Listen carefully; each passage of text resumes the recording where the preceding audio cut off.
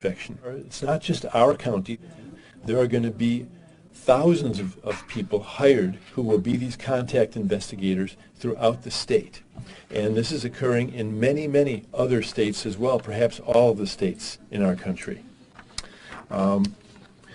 We will be giving intensive training to these people, identifying and finding contacts.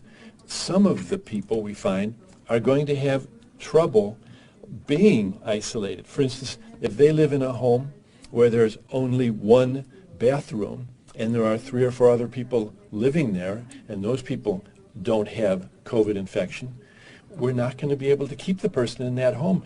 Every person who we're isolating, for instance, needs to have their own bathroom. And so we'll be moving people like this into other kinds of housing that we have available. Because you have to test someone to know they have it.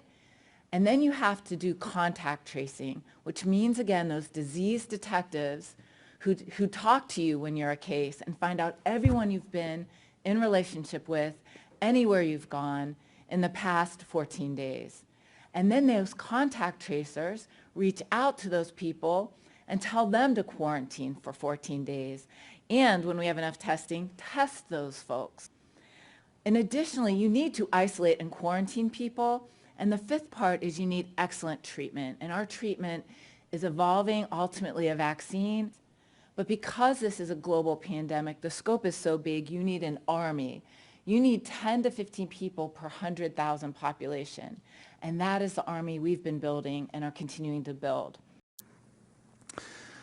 So as we ramp up testing and contact tracing, we will also be hiring. We're going to move from 70 team members conducting contact tracing to at least 250 contact tracers. And we're going to expand beyond that, as I mentioned the other day.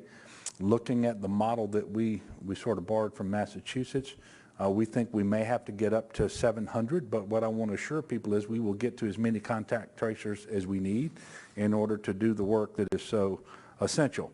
In order to make this happen, this week we signed contracts with Salesforce and Accenture. These companies were selected because of their experience rapidly standing up a contact tracing solution in Massachusetts. Their use of technology will allow us to manage the task of calling thousands of contacts every day from call center agents here in Louisiana. The system will be set up and ready to support contact tracing by May the 15th.